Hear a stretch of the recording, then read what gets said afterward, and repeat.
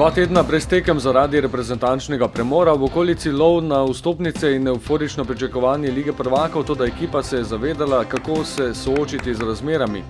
Misli so bile osredotočene le na prvenstvene obveznosti in na tekmece na igrišču, katere so le redko izpustili izven njihovega kazenskega prostora. Razplet dvoboja proti Krki v nobenem trenutku ni bil vprašljiv, napovednik zanimivega dogajanja že v 6. minuti, ko je Luka Zahovič z imenitno podajo našel Aleša Mejača, ki se je v nadaljevanju lepo otresel gostujočega branilca, njegov udarec pa je ustavila vratnica in preprečila ekspresno vodstvo.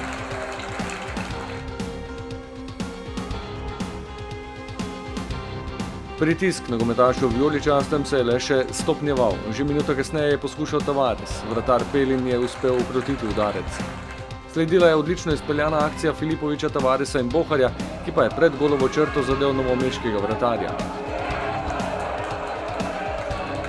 Novinec v vlogi naslednika Matka Obradoviča je bil na preizkušnji tudi v 19. minuti, ko se je za udarec odločil Salalih. In hitro je postalo jasno, da v nedogled ne bo šlo zakleniti gola ob popolni premoči igri proti enemu golu.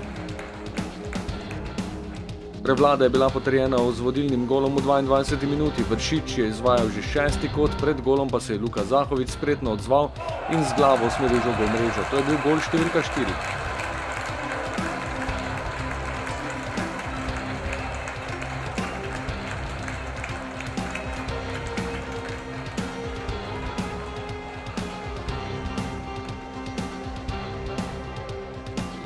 Malo po vodstvu je sledil še 5. gol 18-letnega napadalca v letošnjem prvenstvu. Najmlajši v mariborski zasedbi je znova dvignil navijače na noge, ko je učinkovito zaključil atraktivno akcijo.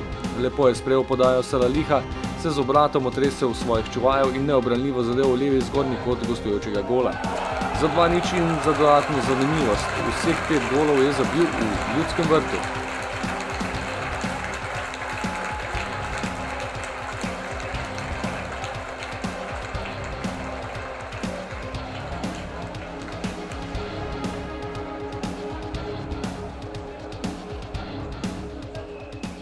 Mislim, da gol ni pomembno, pomembno je na koncu zmaga.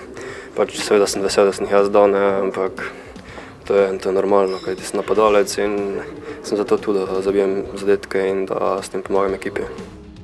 Udeleženci Lige prvakov so tudi v drugi polčas skrenili z enako vnemo. Vršič je z globinsko podajo pripravil priložnost za Zahoviča, ta je skušal še 3. zatresti gostujočo mrežo, tokrat pa je vratar Pelin le dobil dvoboj in soočenja izšel kot zmagovalec. Vmes nekaj razburjenja o posredovanju branilca Krke pred domačim kapetanom.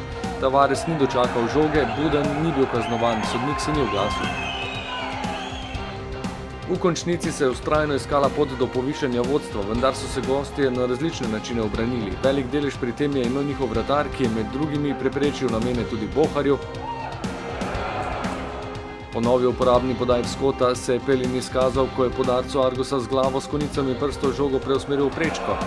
In mariborski Brazilec z italijanskim potnim listom vrnitvi na igrišče ni dodal zadetka. Nobody in your team is more happy than me. I'm so happy, I'm very happy to play 90 minutes. So long time that I didn't play. And today, thanks trainer, then put me inside. Utrip Ljudskega vrta je vmes premierno lahko občutil tudi novinec izraelski napadalec Dudu Biton. Gostje so v tekmi s podrejeno vlogo prvo in edino priložnost pripravili tik pred zadnjim sodniškim žvižgom, ko je Perić skušal zadeti z udarcem z glavo, a je veselje na nasprotni strani preprečil Handanović. Generalka pred srednjim spektaklom, ko bo v Ljudskem vrtu odmevala himne Lige prvakov, je uspela. 3 točke, več spretnih akcij, ob tem pa je lastna mreža ostala nedotaknjena. Razigrani nogometaši v vijoličastem so poskrbeli za dobro popotnico in koncu tekme s tribun zvabili aplavz navijačev, ki so že v filmu Lige prvakov. Za popolno zadovoljstvo se bo skušalo v prihodnjih dneh po lažjih poškodbah usposobiti Agima Ibrahimija, Marka Šulerja in Petra Stojanoviča, ki niso bili nared za nastop proti Krki. K sreči pa ne gre za resnejše zaplete.